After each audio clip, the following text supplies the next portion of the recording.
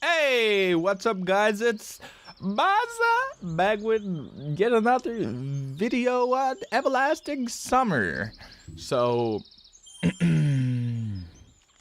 yeah, last time I don't really remember what happened last time, but let's just go on. Along the way, I ran into Electronic.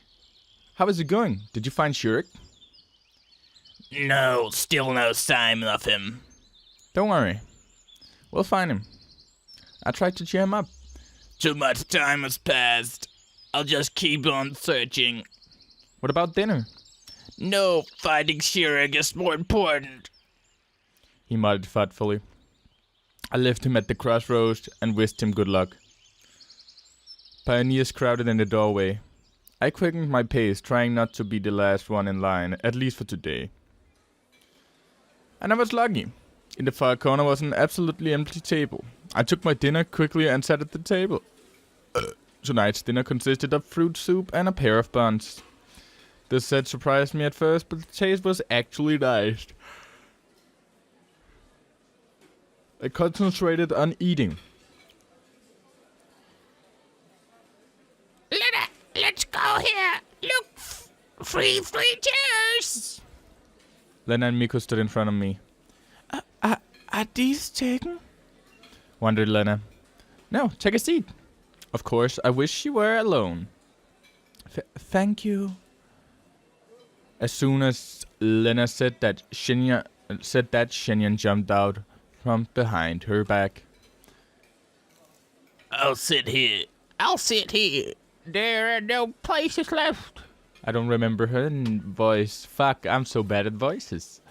She said, putting her tray on the table and sitting down, not even waiting for my answer. Sure, make yourself at home, I muttered sorrowfully. What? Nothing. To tell the truth, I wanted to reduce the whole company to just Lena, though neither Miko nor Shenya were causing much trouble. Except one was too talkative and the other was too arrogant. But nevertheless, they were absolutely harmless, especially comparing to some others I could name. Oh, it seems like I forgot my key. Don't worry, take mine. I was surprised by Miko's short reply. Do you live together? Of course. Didn't you know? Together, our company is the rarest. I mean, the farthest from here. I mean, the last one. I wouldn't have been surprised if someone had told me that Lena lived with Slavia. Or with Shenya at worst. Even Electronic. But silent and shy Shenya with excessively talkative Miko as a pair, that's really a surprise. Did you find Shurik? No. Oh, wait. Who said that? Oh, Shenya. Did you find Shurik? It's strange that Shenya is disturbed by someone's problems, no? Surely he is in the village buying cigarettes. Or vodka? She snorted. Village? At that moment, the conversation got much more interesting. Got a problem with villages? Shenya looked amazed. You mean there's a village nearby? I think so. She said uncertainly. I looked at Lena and Miko, but they were busy with their meals and did not pay attention to our conversation. You mean you don't know exactly? Why should I care? Shenya stared at her dish. There must be something nearby. Listen. Listening. I don't know. Will you let me eat? Seems like I won't get anything from her. Though there is a chance that she really doesn't know. The remaining time was spent listening to Miko's talking about some nonsense. I was going slowly mad in silence. Obviously, the first thing I did after getting out after that was inhale a great breath of air. The sun was setting. I decided to take a walk. It's highly unlikely that I will find anything more exciting to do for the rest of the evening. That way, something interesting could arise quite unexpectedly. I was approaching the square when I heard a loud bang. It seemed like something had exploded. I was paralyzed. I am in a hostile environment, not knowing the rules and laws of this place. It would be better for me to run. But at the same time, I was curious. Probably I would have just kept standing here, but somebody grabbed my hand. It was Olga Dmitrievna. Why are you standing here? Let's go and see what happened. Can't you ever manage without me? I begged her pitifully. It shouldn't be anything serious. I hope. When we came to the square, there was already a crowd of pioneers. Olga Dmitrievna vigorously pushed through the crowd and approached the crime scene. Obviously someone had tried to blow up Genda. But the attacks failed. The monument was still standing upright. There were only dim ashtrays on the pedestals. Well, who did this? She looked over the crowd of pioneers. Surely it wasn't done by an organized terrorist organization. These guys all came here just to look at what happened. I noticed Uliana and Alicia in the crowd. And it looks like our camp leader noticed them too. You two, come here. They approached reluctantly. Why always me? If you think so. Show your hand, Vachevskaya. What's wrong with them? I looked closer and saw that they were smeared with black. Now it's clear. What did you make a bomb with? The junior terrorist seemed to hesitate over whether or not to confess, but then blurted out proudly. Activated carbon, saltpeter, and sulfur. Why exactly the monument? What did this honored man ever do to you, the fighter of the rights of... Besides, he gave me activated carbon. She pointed at me with her finger. The whole square stared at me. Thoughts about the pointlessness of this act due to the small bomb size left me at the very moment. She stole it. I did nothing. Even if he gave it to you, I'm sure that Semyon would never take part in such a disgusting antisocial act. Yes, exactly. I agreed. I could hardly imagine how long she would have kept on scolding Alicia if Electronic hadn't popped out at that very moment shouting, I found it! I found it! I found it! Everyone turned towards him. He held a boot in his hand. Here! Electronic boastfully shook it over his head. It's your boot!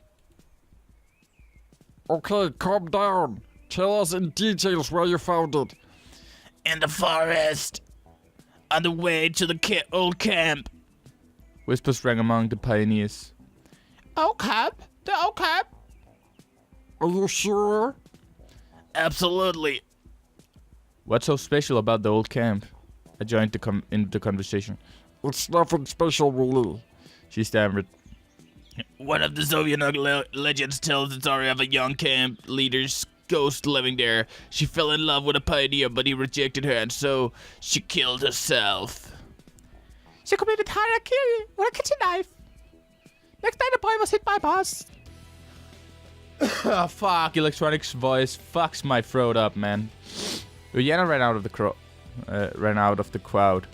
Bus? I refrained from asking about the route number. But science doesn't acknowledge the existence of ghosts, so we have nothing to be afraid of. Anyway, somebody should go there. Suddenly the crowd started to thin out. Olga Dmitrievna, it's almost night. Maybe tomorrow. I turned around and saw Slavia and Lena. What if at night? What if at night something happened to him? No, today, right now. By the way, where is this place? Electronic roughly described to me the directions and told me the story of the old camp. The camp leader looked at me attentively. If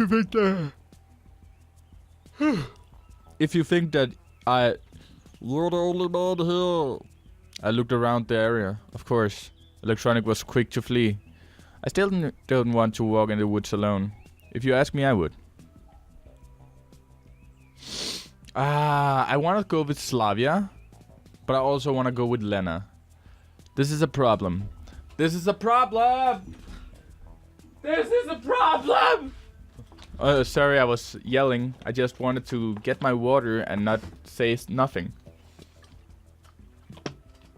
That was nice. Now my throat is better, much better. Let's say, fuck, I don't know. Should I go with Slavia or Lena?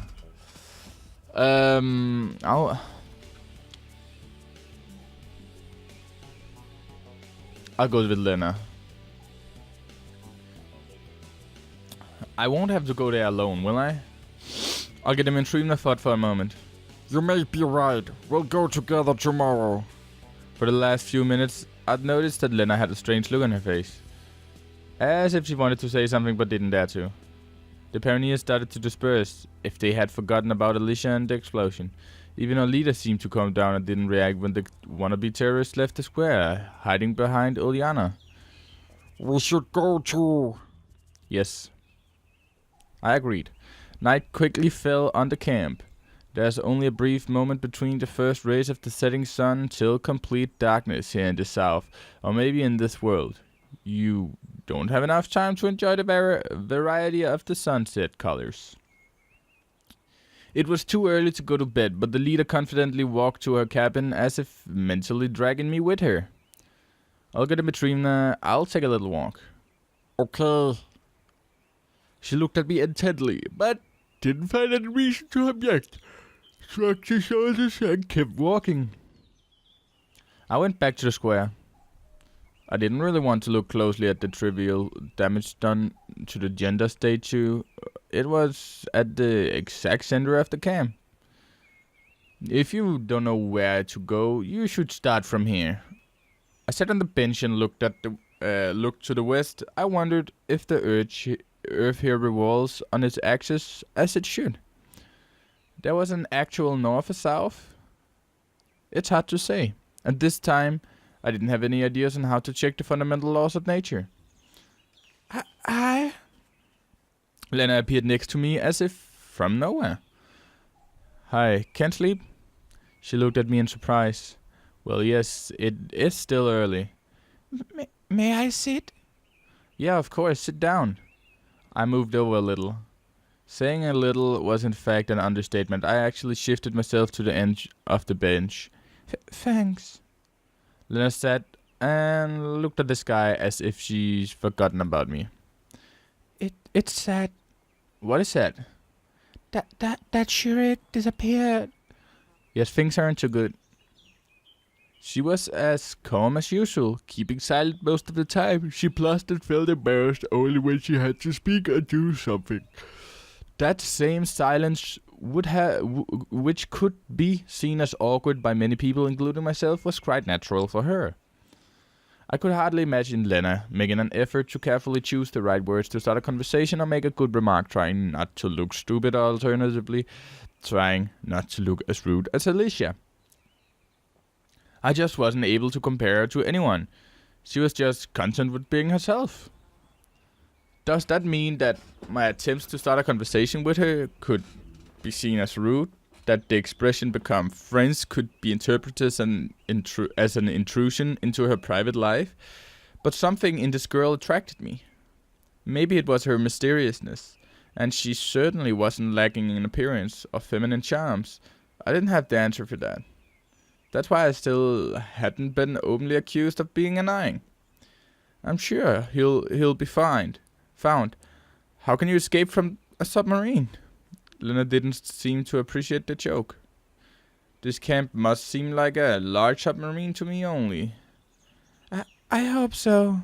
Tomorrow Olga Dmitrievna will call the police. They'll find him for sure.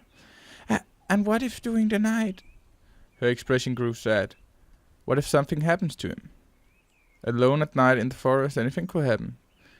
He must be lonely. No one forced him to go there. What if he just got lost? He shouldn't go walking in the forest alone. You don't have any pity for him at all? Shurik may be sitting there all alone. Fuck, I hate Electronic's voice. I need to give him a new one. It fucks my throat so much. Of course I pity him. I felt ashamed. In any case, Lena was right. A person was missing. Anything could happen during the night. Anything could happen during the night. We aren't seriously going to search for him now, are we? She didn't reply, still looking somewhere far away, where the last rays of the sun shined over the tops of the old trees, as if trying to leave a bit of its warmth with the people. Do you really think that roaming around the forest in the dark is a good idea? Probably not. For some reason, I was sure that was exactly what she thought. Recently, I seemed to be starting to understand Lena, even without words more often, and she seemed to be influencing me psychologically, making me agree with her. Lena's silence was more informative than any chatter or attempts at persuasion. They looked for him during the day already. Everywhere? She stopped watching the sunset and looked at me. I don't know, I think everywhere. What about the old camp? For the first time her words sounded self-assured and not vague or indifferent. Where is it? I have no idea. Electronic told us. Well, if you trust him. I grinned stupidly, but Lena kept looking at me seriously. Sure, if it's not too far. So you do want to go? Of course I don't. We can, if it's just there and back quickly. Okay. Lena smiled and gave me a flashlight, which appeared from nowhere. Yes, that'll be useful. Does this mean she'd prepared beforehand, and nothing was up to me? Aside as if doomed and headed to the forest with her. Night fell on the camp. We walked slowly. Lena was next to me, near but not too close. It was strange, but it looked like she wasn't afraid of anything. Moreover, she didn't seem to be bothered much about what we were doing, as if we weren't walking in the forest at night, but just watching a movie with other people playing leading roles. Actually, Electronic said that the old camp was not too far, and if we walked straight to it, then it would be hard to get lost. After a few minutes, I was completely unsure that we were walking straight, and after a few more, it started to seem that it would be a miracle for us to even get out of here. But I didn't want to lose face before Lena, so I tried to walk cheerfully. The forest was full of silent, flickering shadows and gleaming moonbeams. The grass quietly rustled under our feet, and the branches rustled over our heads. Old oaks stood next to young backs. Large mushroom emerged from under the ladder, as if taking off their large hat in salute. On the other day, or rather at any time of the day, it would have looked really beautiful. It may be safe at night too, but nevertheless I shuddered at each gust of wind. Look! Lena pointed forward. I rubbed my eyes and saw a gap between the trees. In a minute we were in a rather large clearing. In the middle of it stood a building which looked like a village, school or kindergarten. The paint was falling off the walls. There were several holes in the roof, like the aftermath of a bombing, and the glassless windows looked at us sadly and a little threateningly. It was not a very pleasant sight. I couldn't remember how I'd imagined this place a moment ago. It was like old images had been erased from my memory, replaced by this depressing graveyard view. Well, it's creepy. Lena was still standing silently, but a natural expression of fright appeared on her face. Do you think he is in here? I have no idea. If I was Shrek, then a haunted house would be the last place I'd hide in. Shall we go? I didn't manage to answer. The moon appeared from behind the clouds and illuminated the clearing with new colors. Actually in one color, the white of the graveyard. I could see more clearly the distant trees and the mist shrouding them. It felt like the temperature dropped several degrees, making me shiver. Are you afraid? Lena asked calmly. Honestly? She smiled almost imperceptibly and took my hand. It would have caused a storm of emotions in any other situation, but at the time it felt like a basic necessity. We slowly walked to the building. Walking through the playground, I pushed the merry-go-round, causing it to creak nastily as if it made half a turn. Lena shivered and grasped my hand tighter. Sorry, I probably just remembered my childhood. Did you like merry-go-rounds? Yes, actually I don't know. I don't remember. Probably all children like them. I didn't like them. Why? I got dizzy when I rode them. No wonder, if you spin too fast. I like swings more. Well, you can get dizzy in a swing as well. But why would you? I don't know. That conversation had distracted me a little and I stopped worrying myself about everything. But about Shurik, about a night trip, about Lena. After all, the place is not so alien. Finally we reached the doors. The inside of the old camp building reminded me of a kindergarten, the one I attended in my childhood. At first glance, even the room arrangement was the same. Shurik! Hello, Shurik! Shurik! Shurik! Grave-like silence replied to us. Even the wind outside had calmed down. Looks like nobody's here. We should check anyway. Lena's courage still didn't cease to surprise me. Should I say her lack of normal self-preservation instincts didn't. I don't know if this behavior is strange for this girl or not. Okay, let's do it. We thoroughly examined all the rooms in the old camp. I even inspected the attic. There were signs that people had visited this place. Everywhere newspapers, empty bottles and other garbage. But there was no signs of Shurik. We returned to the hall where we had started our search. What should we do next? I have no idea. Lena sat on the steps and stared at the feet. I think we should go back. I began carefully. It's too late. Can just the two of us really search the entire forest for him? You may be right. She looked sad, and her expression let me know that the search was not over yet. Well, I am. I waved my hands in resignation and sat next to her. We should think about the worst outcome. Are you saying? No, but are there any wild animals around? I doubt it. Lena calmed down at once. He may be sleeping somewhere. He'll wake up in the morning and return to the camp. Yes, of course. I jumped to my feet and started to walk in circles around the hall. I really wanted to leave this place to get out of the forest, but it was as if Lena's behavior was keeping me here. I wanted to go on trying to persuade her. But then I noticed something on the floor. It was a trapdoor. There was little heaps of garbage and dust around it. It must have been opened recently. Look. Do you think Shurik is there? Lena squatted and carefully pulled on the hatch handle. It may not be Shurik, but someone surely used it recently. I had regretted finding that damn gate to hell. Let's check it out. The trapdoor wasn't very heavy, so you could open it without much effort. I directed the flashlight into it and saw a ladder going down a couple of meters. Looks like a cellar. Let's go down. I looked at Lena for a few moments, trying to understand what was on her mind. Did she have a craving for adventure like Uliana? So, where's her youthful spirit then? Or maybe she just went a bit nuts. Lena didn't seem like a crazy person. But anyway, who even said she really is a human? And what the fuck? And you can evaluate her with human behavioral logic. That thought should have scared me, but somehow I didn't pay any attention among the millions of other thoughts.